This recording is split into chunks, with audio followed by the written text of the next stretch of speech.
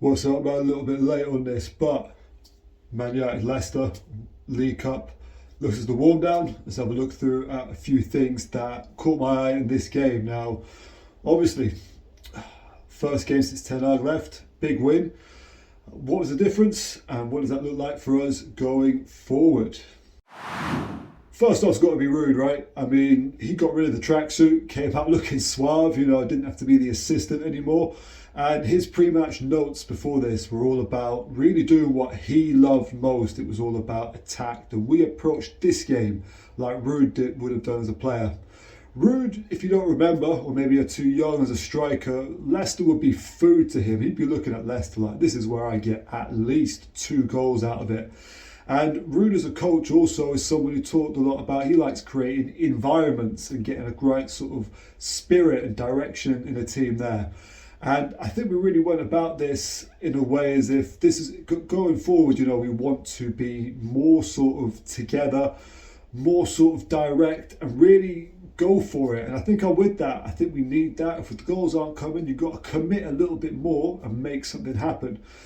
The way we played against Leicester is how you look at teams that are not on your level. You might adapt for big games, but Leicester, especially Leicester reserves, you go and take them out there. We were throwing people forward, they had no answer for it. I put this down to the man in question. He said himself it was about putting a smile on our faces, and he definitely did that. You have to question where this was in the past few weeks. Now, I understand maybe against West Ham we just missed the chances, but 5 goals? I mean, this was basically the same players that we've been seeing the whole time. And, any of the games that we struggled to score in, why couldn't we take the sorts of chances? Why couldn't we score? I mean, 4 first half goals? God, I'd have given anything for 1. It was just such a big change, and I think that we sort of solved the issue there. We just poured forward and we made lots of runs and created plenty of chances, and I just feel like there's nothing in the way that Ten Hag set up that said you can't push forward and make something happen. So why was it, something that wasn't happening up until this game? Mind-blowingly, even Joshua Zirkzee was running for about 30 minutes, but he did.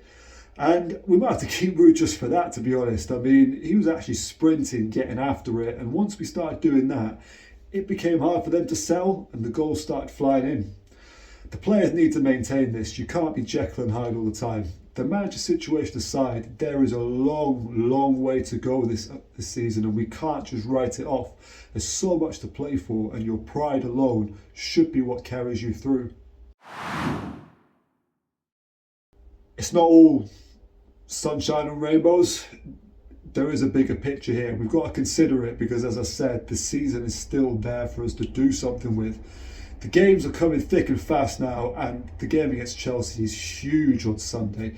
It could be such a big difference. I mean, if we lose, and we are really looking now at the relegation places, if we win, we're 3 points behind Chelsea, who have been getting praise all year for what they've been doing. The thing is that does worry me here is that if we play like we did against Leicester, we will lose against Chelsea. It was a bit of a mess at times. The players, although they were throwing themselves forward, were actually abandoning their positions quite a lot, and we were seeing more of those transitions. Just the fact that Leicester reserves, 9 changes to their lineup, Leicester reserves have got no answer and can't convert the chances they are getting. I think defensively we were poor, to be honest, at times, and not throughout the game, but it's about the quality of chances you give up. We gave up far too many quality chances in that game. I really hope the purpose of this game from Ruud's end was to boost morale, and that we see a much more secure performance against Chelsea, because they, although they don't have the defence or goalkeeper that I believe is strong enough, they do have the attackers that can punish you. And if you're going to leave those spaces, we are going to concede. And once we concede, we've seen what can happen with this group of players. As I said, I think Chelsea's a team we can get at, but if we're going to leave those gaps, it could get very ugly. So let's hope that there is a bit of a change from Leicester, as much as I enjoyed it, and we see that defensive solidity come in there. We might even have to live with the draw, to be honest. If the goals don't come, don't lose, and keep it moving from there.